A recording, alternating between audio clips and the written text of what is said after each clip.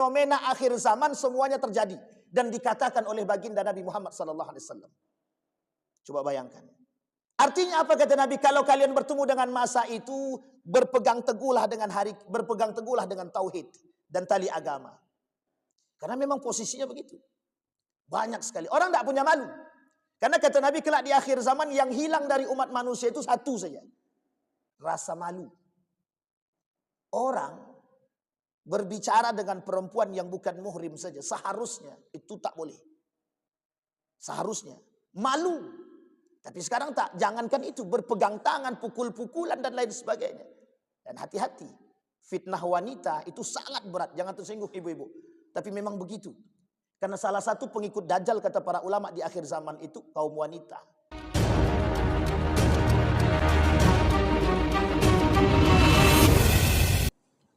A'udzu billahi minasyaitonir rajim. Bismillahirrahmanirrahim. Assalamualaikum warahmatullahi wabarakatuh.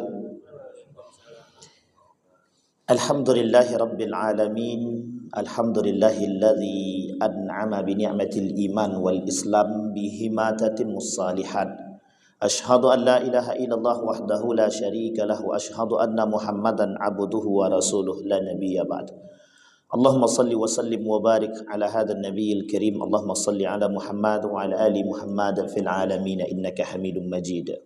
Ya ayyuhalladzina amanu taqullaha wa qulu qawlan sadida yuslih lakum a'malakum wa yaghfir lakum dhunubakum wa may yuti'illaha wa rasulahu faqad faza fawzan 'azimah. Puji syukur kehadirat Allah dengan mengucapkan alhamdulillahirabbil alamin, bersalawat kepada Nabi dengan mengucapkan Allahumma salli ala Muhammad wa ala ali Muhammad fil alamin innaka Hamidum Majid. Baik Bapak Ibu sekalian yang berbahagia, mudah-mudahan di zuhur ini Allah melimpahkan rahmat dan karunia-Nya kepada kita semua dan Allah berkahi insyaallah kita yang hadir semua husnul khatimah dan istiqamah dalam kebaikan dan ketaatan kepada Allah. Kata baginda Nabi Muhammad sallallahu alaihi wasallam dalam hadisnya, hadis ini hadis qudsi, kata Nabi, qala Nabi sallallahu alaihi wasallam wa qala Allah taala, uhibbu thalathan wa hubbi li thalathin ashad wa abghadu thalathan wa bughdi li thalathin ashad. Aku mencintai tiga perkara dan aku terhadap tiga perkara yang lain lebih aku cintai. Dan aku membenci, kata Allah, aku membenci tiga perkara dan kebencianku terhadap tiga perkara yang lain jauh lebih aku benci. Kata Allah dalam hadis qudsi ini daripada baginda Nabi Muhammad sallallahu alaihi wasallam, uhibbu al-faqir al-mutawadi' wa hubbi lil ghani al-mutawadi' ashad. Aku mencintai orang fakir yang rendah hati, tapi aku jauh lebih mencintai orang kaya yang rendah hati. Kemudian kalimat selanjutnya, uhibbu syekh at-ta'i wa hubbi lisyab at-ta'i ashad. Ini. Oh ya udah, insyaallah. Uhibbu asy-syekh at-ta'i wa hubbi lisyab at-ta'i ashad. Aku mencintai orang tua yang rajin beribadah, katanya. Tapi kecintaanku terhadap anak muda yang rajin beribadah jauh lebih aku cintai. Kemudian wa uhibbul ghaniyil karim wa hubbi lil faqiril karim ashad. Aku mencintai al-ghaniyil karim, orang kaya yang mulia. Tapi kecintaanku terhadap orang yang fakir yang mulia jauh lebih aku cintai. Kemudian kalimat selanjutnya wa bughdi li salasin ashad. Abghadu salatan wa bughdi li salasin ashad. Dalam riwayat yang lain dikatakan akrahu salatan wa kurhi li salasin ashad. Aku membenci tiga perkara dan kebencianku terhadap tiga perkara yang lain lebih aku benci. Kata Allah, kalimat pertama, abghadul ghaniyil mutakabbir. Aku benci sekali orang kaya yang sombong. Tapi kemudian Allah kata wa bughdi lil faqiril mutakabbir ashad. Kebencianku terhadap orang yang fakir, yang sombong, jauh lebih aku benci. Kemudian wa abghadu syabil ashi. Aku membenci anak muda yang bermaksiat. Wa bughdi lisyekh al-asi ashad. Kebencianku terhadap orang tua yang bermaksiat itu jauh lebih aku benci. Kemudian kalimat terakhir kata Nabi dalam hadis tersebut, wa abghadu al-faqir al-bakhil. Aku membenci orang miskin, orang fakir yang pelit. wa bughdi lil ghaniyil lil ghaniyil bakhil asyad. Kebencianku terhadap orang kaya yang pelit jauh lebih aku benci. Hadis ini saya bacakan Bapak Ibu sekalian yang berbahagia untuk mendukung poin selanjutnya dari penyampaian kita di pertemuan yang sebelumnya. Dalam pertemuan sebelumnya kita sampaikan ada 9 golongan yang tidak diajak oleh Allah berbicara. Allah tak mau melihat mereka, Allah tak mau mensucikan mereka. Bagi mereka azab yang sangat pedih dan Allah masukkan mereka ke dalam neraka dan Allah melaknat mereka. Ada 5 ancaman. Ancaman pertama, Allah tak mau berbicara dengan mereka. Allah tak mau melihat mereka. Allah tidak mau mensucikan mereka. Bagi mereka azab yang sangat pedih. Allah laknat mereka, bagi mereka neraka. Ada 9 golongan yang mendapatkan 6 ancaman. 6 ancaman ini dalam hadis ini oleh para ulama disebut dengan pelaku dosa besar. Nah, yang kemarin sudah kita sampaikan. Ada 9 golongan. Yang pertama kemarin sudah kita sampaikan al-mannan, orang yang suka mengungkit-ungkit pemberiannya kepada orang lain. Dan ini menjadi sebuah tradisi. Kalau bukan karena aku, si Anu itu tidak duduk. Kalau bukan karena aku, si Anu itu tidak duduk. Tidak ada apa-apanya si Anu itu. Apa yang mau kau buat? Sudah aku kasih makan, aku kasih kedudukan, aku ini kan dan lain sebagainya. Ini namanya manan namanya. Ini namanya manan. Orang yang suka mengungkit-ungkit pemberian. Allah sebut dalam Al-Quran orang-orang seperti ini nerakanya neraka jahanam. Bahkan dalam riwayat lain ini termasuk pelaku besar. Ala unabbiukum bi akbaril kabair, kata Nabi. Mau kalian aku sampaikan kepada kalian pelaku dosa-dosa besar itu. Satu di antaranya manan. Orang-orang yang suka mengungkit-ungkit pemberian. Yang pertama. Yang kedua kemarin kita sampaikan orang miskin, orang yang melariskan dagangan dengan bersumpah. Sudah kita sampaikan al-halafu munfiqatun lis-sil'ati mumhiqatun lil barakah. Orang yang bersumpah dalam transaksi jual beli berdagang apapun sangat memungkinkan mendatangkan keuntungan karena ini ada kaitannya dengan kepercayaan, trust. Tapi kata Nabi menjauhkan daripada barakah. Jadi jangan mudah-mudah bersumpah. Maksud Nabi dalam hadis ini jangan mudah-mudah bersumpah dalam berdagang. Tapi kejujuran dalam berdagang itu penting. Kejujuran dalam berdagang itu penting. Cuma yang dilarang itu bersumpah atau mempermainkan sumpah. Itu yang kedua. Sekarang kita masuk poin yang ketiga yang kaitannya dengan hadis yang tadi saya sampaikan. Orang tua yang berzina. Utsman bin Affan dituduh sebagai seorang yang memanipulasi Al-Quran.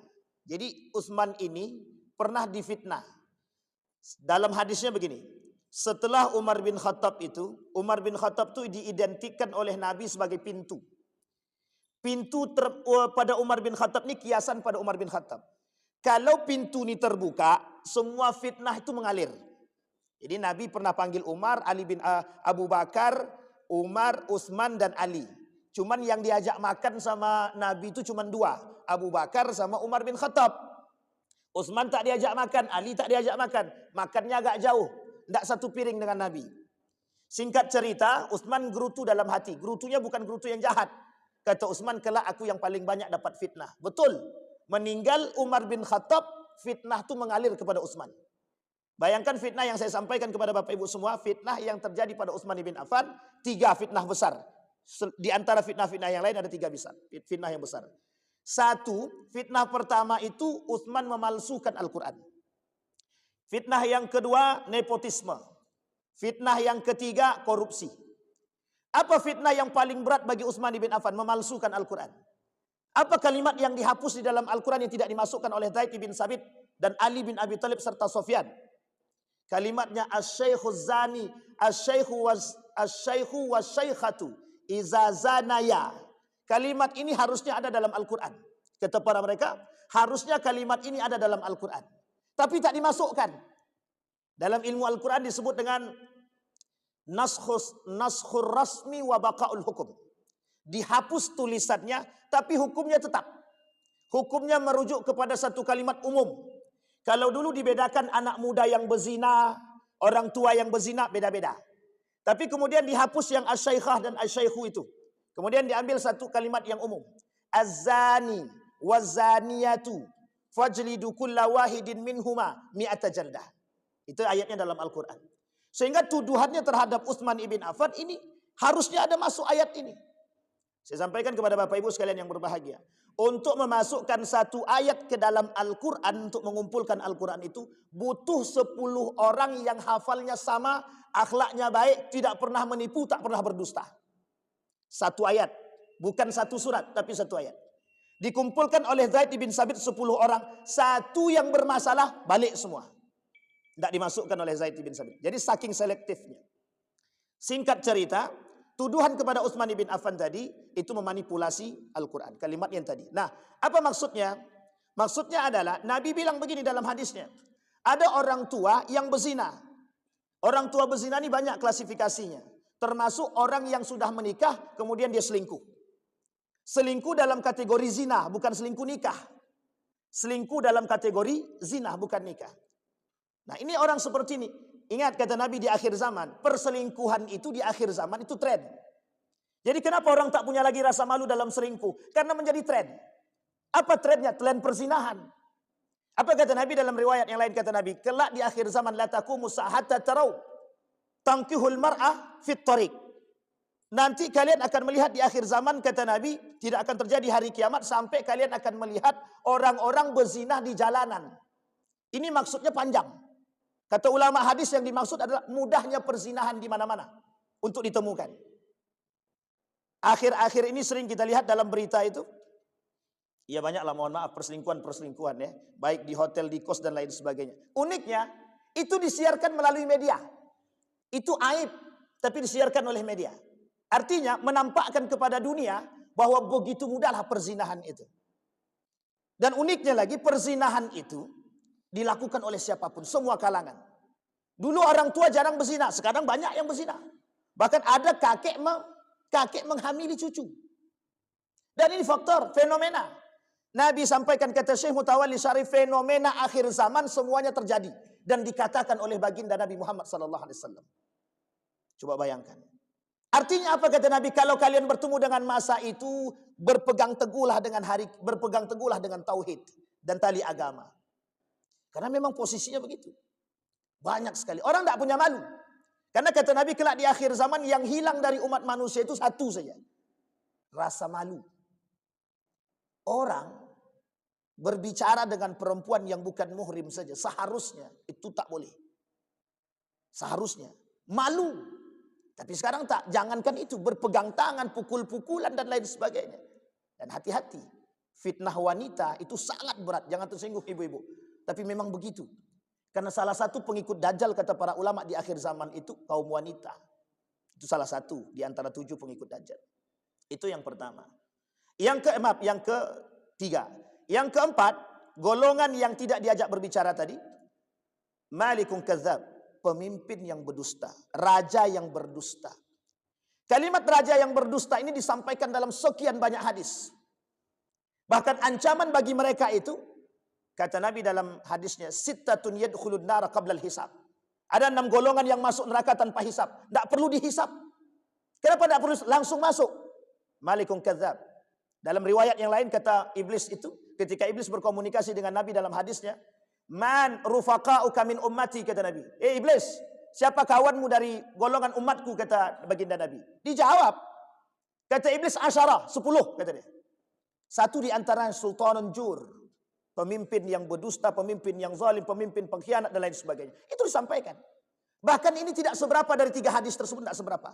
Bahkan dalam riwayat yang lain dikatakan penghuni neraka jahanam selalu, salah satu di antaranya adalah kaum munafik. Salah satu di antara kaum munafik itu adalah ciri khasnya pengkhianat. Siapa mereka pengkhianat itu? Salah satu di antara pelakunya adalah di akhir zaman, kata Nabi, malikun khain. Pemimpin yang berkhianat. Ini berat Bapak Ibu. Berat. Pemimpin yang seperti apa? Semua kita pemimpin. Kullukum ra'in wa kullukum mas'ulun an ra'iyatihi. Kami pemimpin rumah tangga, pengkhianat kepada anak dan istri jika kami tak bertanggung jawab.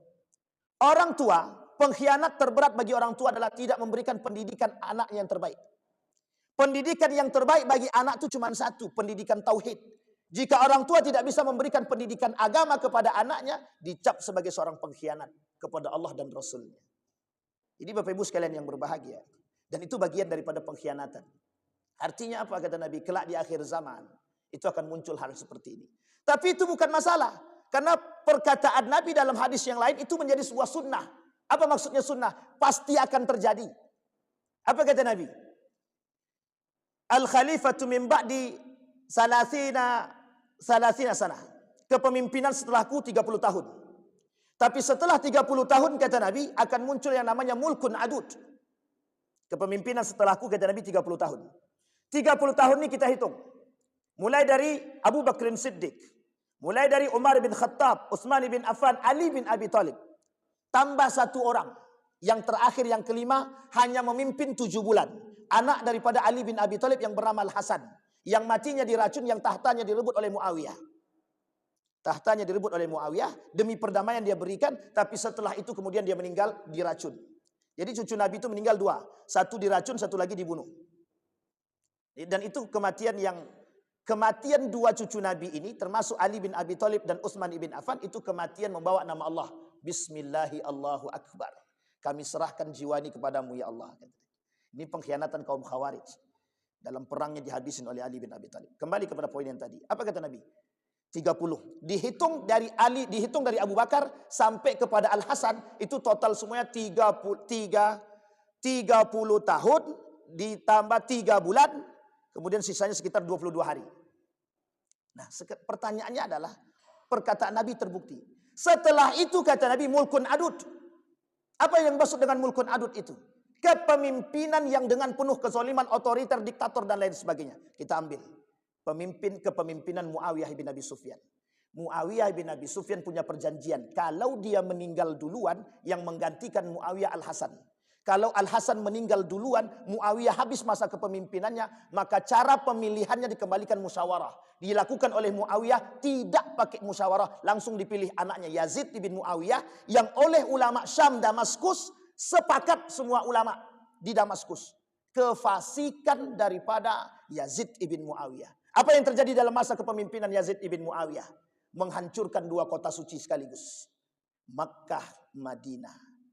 Siapa yang diutus oleh Yazid bin Muawiyah? Uqbah, Muslim ibn Uqbah. Siapa Muslim ibn Uqbah? Manusia yang paling ditakuti dan paling bengis, yang pernah ingin dilepas pada masa Muawiyah ibn Abi Sufyan.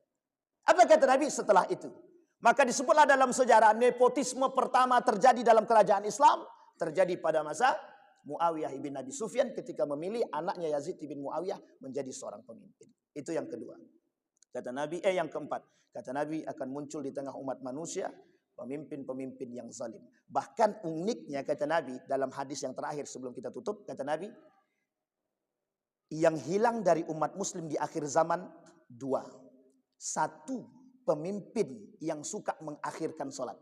Akan muncul pemimpin yang mengakhirkan sholat. Yang kedua kata Nabi, yang hilang dari umat muslim kerak di akhir zaman, sholatnya. Salah satu ciri dan karakter pemimpin yang zalim, ta'khirus sholat. Salah satu ciri dan pemimpin yang zalim, yang tidak taat kepada Allah, ta'khirus sholat. Yang suka mengakhir-akhirkan sholat. Pertanyaannya, pemimpin sekarang itu mengakhirkan sholat atau tak sholat sama sekali? Itu yang bisa menjawab Bapak Ibu sekalian. Mudah-mudahan ada manfaat bagi kita semua. Mudah-mudahan bisa menjadi penuntun bagi kita untuk menjadi manusia yang lebih baik. Fa'tabiru ya ulil absar la'allakum tuflihun. Assalamualaikum warahmatullahi wabarakatuh.